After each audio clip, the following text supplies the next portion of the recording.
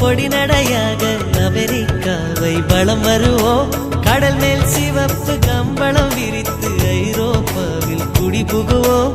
நம் காதலை கவி பாடவே செல்லியின் வைரனின் கல்லறை தோக்கத்தை கலைத்திடுவோம்.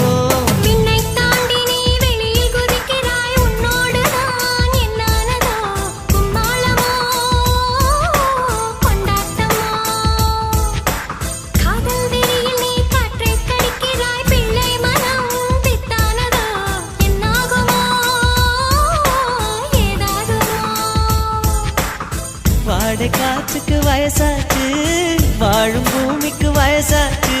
கொடியுகம் போனால் என்ன, காதலுக்கு எப்போதும் வயசாகாது.